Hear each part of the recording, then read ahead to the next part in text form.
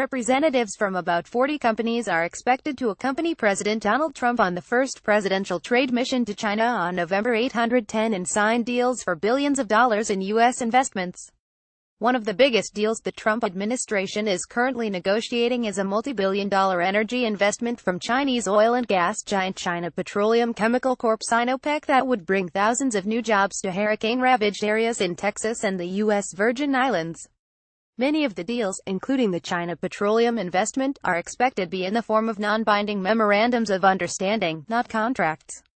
Among the companies tentatively listed as working on China-related deals in conjunction with the trip, according to a government document obtained by Bloomberg News, are General Electric Co., Honeywell International Inc., Westinghouse Electric Co., Alaska Gas Line Development Corp., The Boeing Co., and Qualcomm Inc.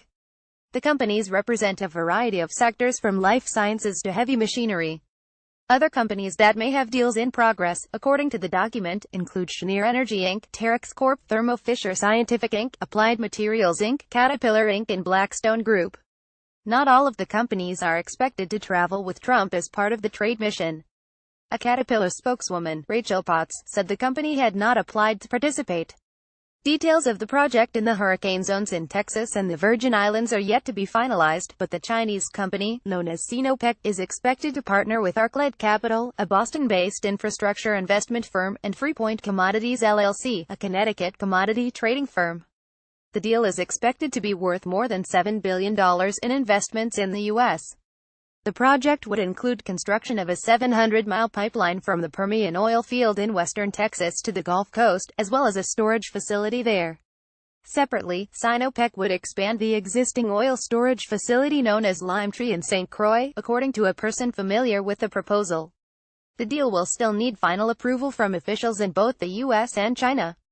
But all of these development deals may provide a political boost to the U.S. president, who focused much of his time on the campaign trail arguing that he was uniquely qualified to attract jobs and investment back to the U.S. Commerce Secretary Wilbur Ross said the U.S. hoped there would be very good deliverables during Trump's visit when he visited China last month.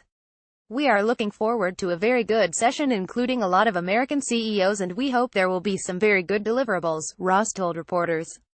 Relations between the U.S. and China have become strained as Trump has repeatedly criticized the country's trade deficit and demanded Beijing act more forcefully to prevent the development of North Korea's nuclear and ballistic missile programs. In September, the White House blocked the sale of U.S.-based Lattice Semiconductor to a Chinese firm citing national security concerns, and a month earlier the president authorized an investigation into Chinese intellectual property theft.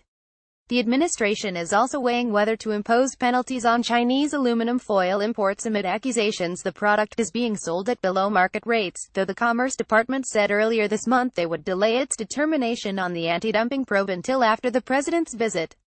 "I am very disappointed in China," Trump posted on Twitter in July. "Our foolish past leaders have allowed them to make hundreds of billions of dollars a year in trade, yet they do nothing for us with North Korea, just talk. We will no longer allow this to continue." China could easily solve this problem. The White House hopes the trade mission will help smooth some of those tensions while providing Trump with a signature accomplishment he can tout to supporters. Ahead of the trip, the U.S. and China announced on Friday an agreement to recognize each other's aircraft safety approvals.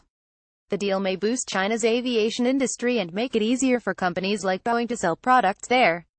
The Sinopec deal alone could reduce the trade deficit between the countries by as much as $10 billion a year, according to one person with knowledge of the negotiations.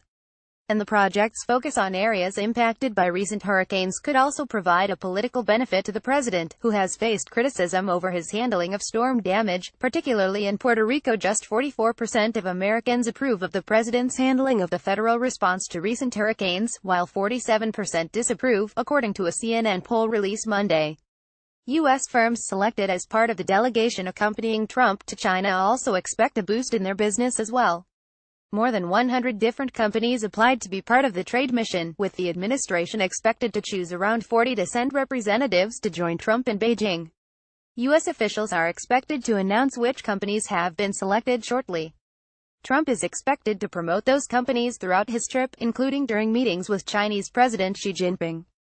She visited Trump's golf resort in Mar-a-Lago in April for a meeting where the two leaders agreed to develop a 100-day plan to reduce the trade deficit between the two countries and bolster American exports. The president will likely emphasize U.S. liquefied natural gas and its role in lowering the trade deficit, and negotiate for China to buy more LNG from the U.S. in the future, two people familiar with the matter said. The president's 10-day Asia trip will also include stops in Japan and South Korea, as well as the Asia-Pacific Economic Cooperation and Association of Southeast Asian Nations summits in Vietnam and the Philippines. Sinopec headquarters in Beijing. One of the biggest deals the Trump administration is currently negotiating is a multi-billion-dollar energy investment from Chinese oil and gas giant China Petroleum and Chemical Corp. Sinopec that would bring thousands of new jobs to hurricane-ravaged areas in Texas and the U.S. Virgin Islands.